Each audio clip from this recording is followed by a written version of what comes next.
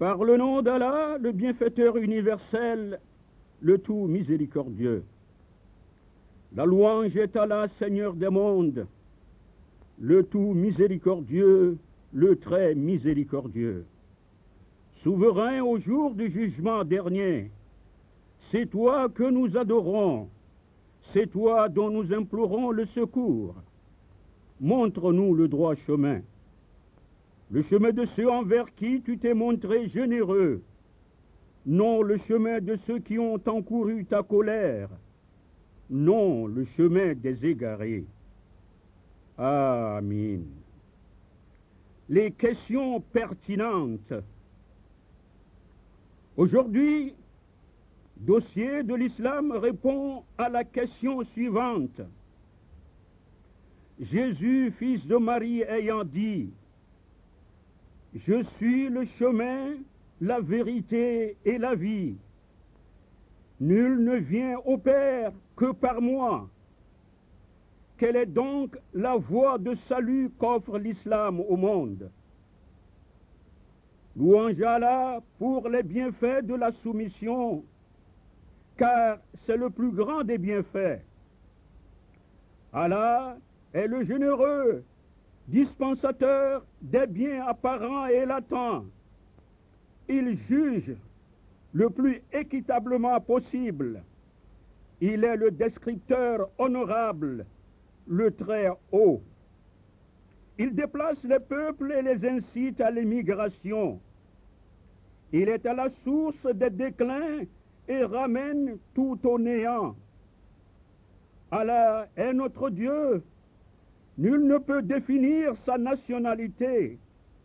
Aucun écran ou parchemin ne peut conserver sa science.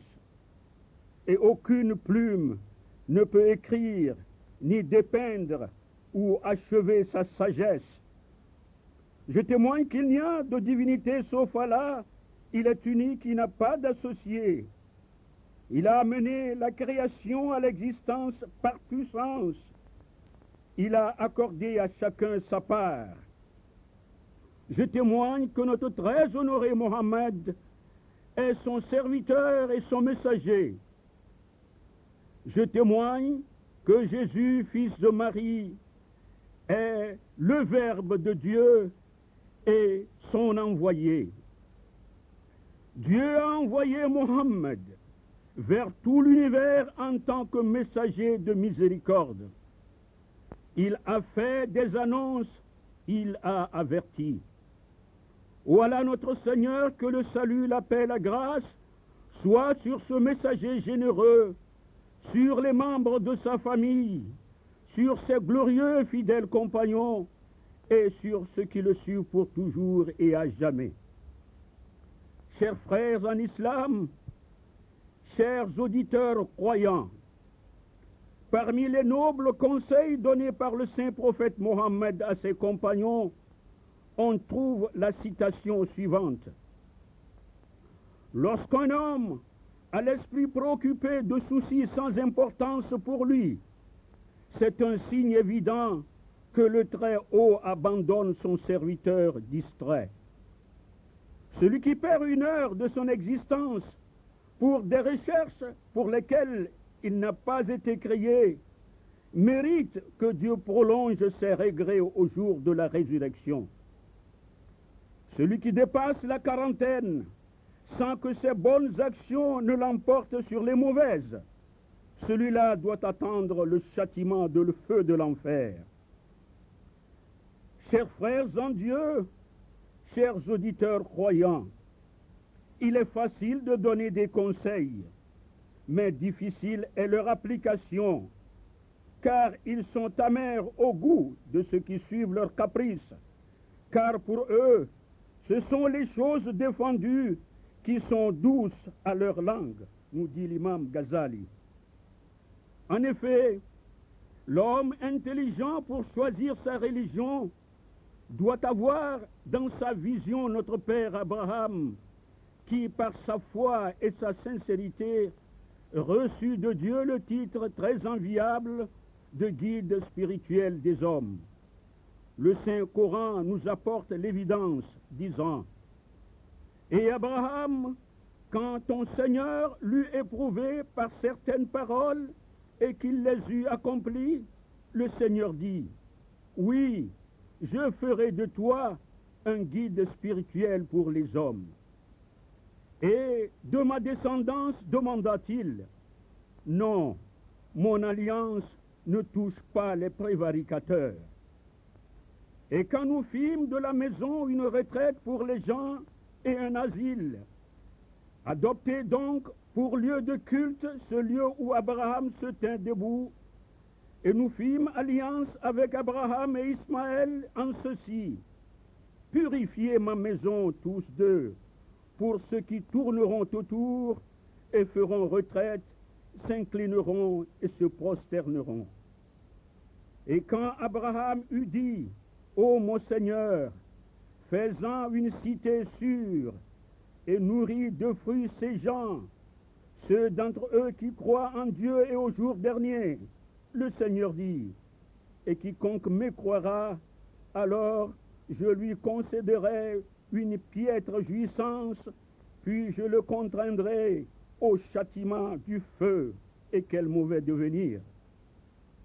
Et quand Abraham eut avec Ismaël établi les assises de la Kaaba, ô notre Seigneur, accepte-le de notre part, tu es celui qui entend, qui sait, notre Seigneur, et fais de nous deux des soumis, et de notre descendance une communauté à toi soumise, et montre-nous nos rites, et accepte de nous le repentir. Oui, tu es accueillant au repentir vraiment miséricordieux. Notre Seigneur, et suscite-leur un messager des leurs, qui leur récite tes versets, et leur enseigne le livre et la sagesse, et les fasse croître en pureté. Tu es le puissant, le sage vraiment. Qui donc aura en aversion la religion d'Abraham? Sinon, celui qui mène son âme dans la sottise, car très certainement, nous l'avons choisi en ce monde, et dans l'au-delà, il est certes, oui, du nombre des gens de bien. Quand son Seigneur lui avait dit, sois soumis, il dit, je me soumets au Seigneur des mondes. Et c'est ce qu'Abraham enjoignit à ses enfants, de même que Jacob. Oui, mes enfants, Dieu a choisi pour vous une religion. Ne mourrez point donc que vous ne soyez soumis. Chers auditeurs croyants, à la lumière de ces révélations divines, il apparaît clairement que c'est seulement par Abraham que tout se fera désormais dans le domaine de la religion et de l'obéissance à Dieu. Cette affirmation apporte un éclairage nouveau sur le fondement de l'unique religion par laquelle Dieu créa les hommes, les génies et les choses. La profession de foi s'y rapportant est la suivante. Dit, nous croyons en Dieu et à ce qu'on nous a fait descendre, et en ce qu'on a fait descendre vers Abraham, Ismaël, Isaac, Jacob et les tribus, et en ce qu'on a donné à Moïse, à Jésus, et à ce qui a été donné aux prophètes de la part de leur Seigneur, nous ne faisons de différence entre aucun d'eux, et à lui nous sommes soumis.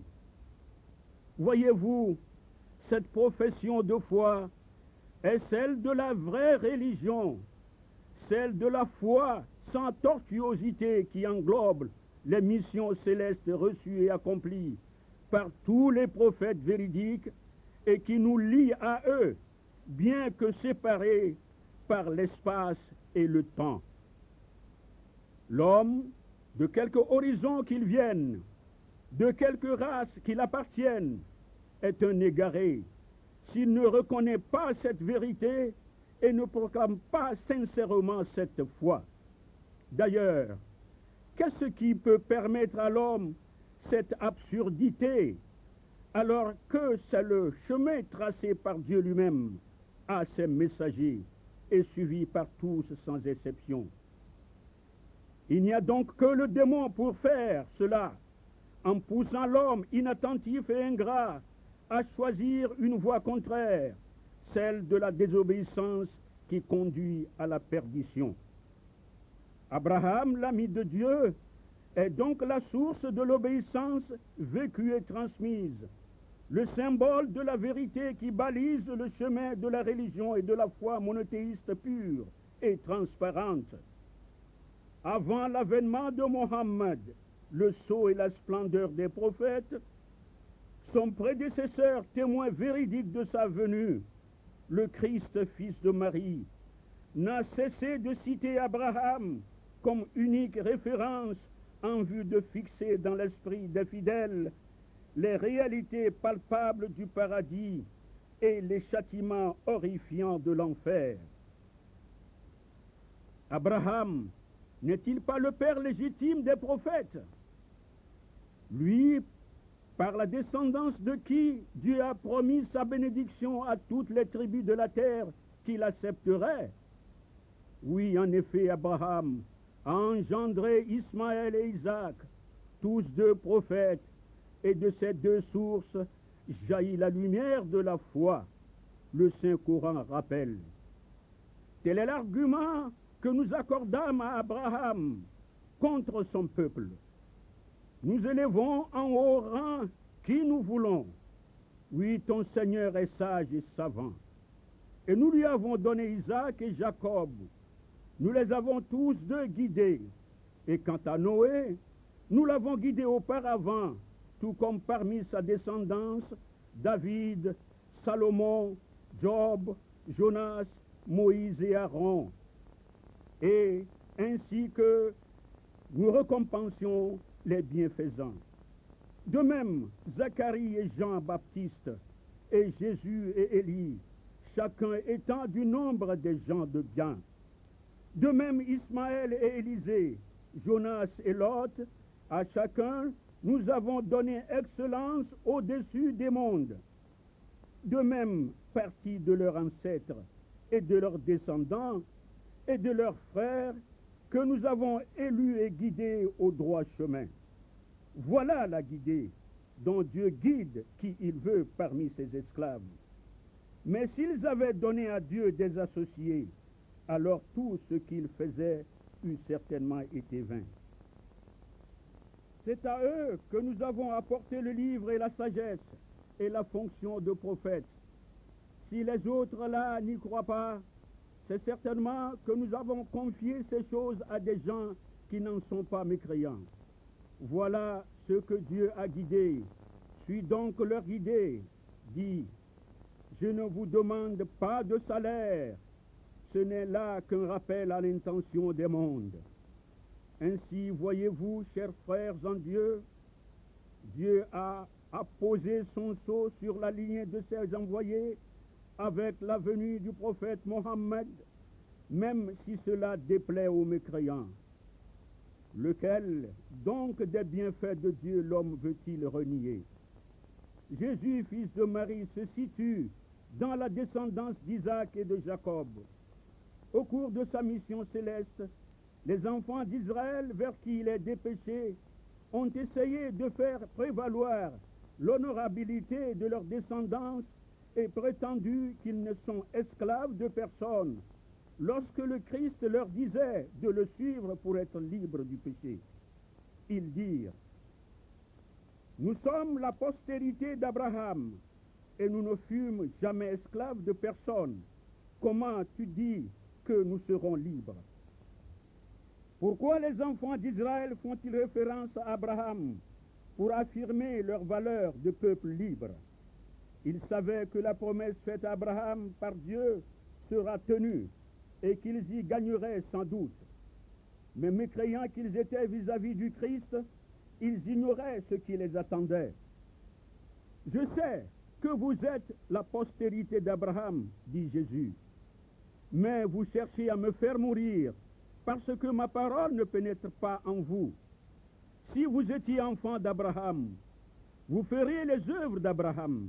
Mais maintenant, vous cherchez à me faire mourir, moi qui vous dis la vérité que j'ai entendue de Dieu. Cela, Abraham ne l'a point fait. le Christ, fils de Marie, a eu l'occasion de confirmer au peuple d'Israël que les grâces de Dieu accordées à Abraham sont vivantes, palpables et éternelles, déjà même avant sa venue. Il dit, « Or, je vous déclare que plusieurs viendront de l'Orient et de l'Occident et seront à table avec Abraham, Isaac, Jacob dans le royaume des cieux. » Il dit aussi, « C'est là qu'il y aura des pleurs et des grincements de dents. Quand vous verrez Abraham, Isaac et Jacob et tous les prophètes dans le royaume de Dieu, et que vous serez jetés dehors. » Jésus a donc été très clair dans ses déclarations. Il définit les choses à venir et situe le mouvement des gens en faveur ou en défaveur de la foi et les hypocrites. Il dit, dans le royaume de Dieu seront avec Abraham, Isaac et Jacob une multitude venue de l'Orient, de l'Occident, du Nord et du Midi, avec tous les prophètes. Mais les fils du royaume seront jetés dans les ténèbres du dehors, où il y aura des pleurs et des grincements de dents. Qui sont-ils les fils du royaume? Sont-ce les Juifs ou les chrétiens?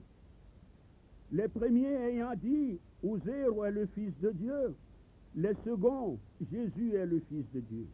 Ce faisant, ils pavoisent, se proclament fils de Dieu en effet. Alors, s'ils sont les fils de Dieu et les enfants du royaume, pourquoi seront-ils jetés dehors dans les ténèbres où il y aura grincement de dents? Ô frères qui m'écoutez, ne voyez-vous pas qu'il serait trop facile qu'en disant fils de Dieu ou en prenant un prophète comme Dieu, l'on bénéficie d'une place dans le royaume de Dieu? Que c'est aussi très amusant de dire aux gens, soyez juifs ou chrétiens et vous serez sauvés. Quel tribut ont-ils payé pour en bénéficier? Abraham, Isaac, Jacob et tous les prophètes. Ont-ils été des juifs, des chrétiens? Ont-ils été des fils de Dieu engendrés miraculeusement? Et les multitudes qui y seront aussi, venues de l'Orient et de l'Occident, eux qui ont écouté et obéi à Abraham, Isaac, Jacob, et obéi à tous les prophètes avant même l'avènement de Jésus, ont-ils été juifs ou chrétiens? Ô les hommes, où voulez-vous en venir? Et pourtant, vous lisez le livre. Se considérant aussi comme les fils du royaume, ceux qui prétendument, pour avoir accompli des piètres miracles, réclameront leur entrée dans le royaume. Écoutez, Jésus leur parla durement et dit, « Ceux qui me disent Seigneur, Seigneur, n'entreront pas dans le royaume des cieux, mais celui-là seul qui fait la volonté de mon Père qui est dans les cieux. » Pourquoi ces gens, après des miracles sur lesquels ils comptaient, seront-ils inconnus de Jésus? Qu'est-ce qui leur manquerait donc? Eh bien, ce qui leur manquera, ce serait la foi d'Abraham, la foi d'Isaac, de Jacob, la foi de tous les prophètes et des milliers de ceux qui, de l'Orient et de l'Occident, auront cru en Dieu seul et en la mission des prophètes qui transmettaient des avertissements de la correction. Il leur manquera aussi le chemin et la vérité, et ils seront rejetés du royaume de Dieu, bien qu'ils prétendaient être les enfants du royaume et privés de la vie éternelle. Et pourtant, les avertissements de correction de Jésus, fils de Marie, étaient un éclairage décisif. Il dit encore, « Or, la vie éternelle, c'est qu'ils te connaissent, toi, le seul vrai Dieu, et celui que tu as envoyé, Jésus-Christ. » Il dit aussi, « Je suis le chemin, la vérité et la vie. Nul ne vient au Père que par moi. » Comme tous les autres prophètes, Jésus a été véridique dans sa parole, dans ses avertissements à son peuple. Mais exactement comme à son époque, les peuples étaient égarés, le diable les a rendus aveugles et sourds aux avertissements. Ils n'arrivaient même pas à saisir le sens des prophéties. Ils ont déformé les enseignements et leur interprétation. Ils ont trouvé en la personne de Jésus le chemin, alors qu'il ne s'agissait pas de sa personne. Ils ont trouvé dans ses miracles la vérité. et dans la crucifixion la vie éternelle. Or, le chemin, ce n'est pas la personne de Jésus, mais plutôt ses avertissements. Nous lisons dans les Proverbes 6 et 23. Car le précepte est une lampe, et l'enseignement une lumière, et les avertissements de correction est le chemin de la vie. Or, les hommes ne connaissent pas. Ô mes frères, où voulez-vous en venir? Ainsi furent les prophètes pour les nations vers lesquelles ils ont été dépouillés. Le Messie, fils de Marie, était-il, comme on le prétend, le chemin, la vérité, la vie pour ceux qui l'ont précédé, Abraham, Isaac, Jacob et tous les prophètes qui se retrouveront dans le royaume de Dieu? Pourtant, Jésus l'a déjà dit à l'endroit des doués d'intelligence. Or, la vie éternelle, c'est qu'on te reconnaisse, toi le seul vrai Dieu, et celui que tu as envoyé, Jésus-Christ. Donc, ils seront dans le royaume pour avoir cru en Dieu seul et avoir reconnu les prophètes envoyés vers eux comme messagers. Ceux qui ont précédé Jésus furent le chemin, la vérité, la vie pour leur peuple, et ils ont gagné le paradis. Musulmans, mes frères, la suite à la prochaine émission. Dieu est clément, souverain au jour du jugement dernier, c'est toi que nous adorons, c'est toi dont nous implorons le secours. Montre-nous le droit chemin, le chemin de ceux envers qui tu t'es montré généreux, non le chemin de ceux qui ont encouru ta colère, non le chemin des égarés. Ô Allah, protège le peuple. Amen.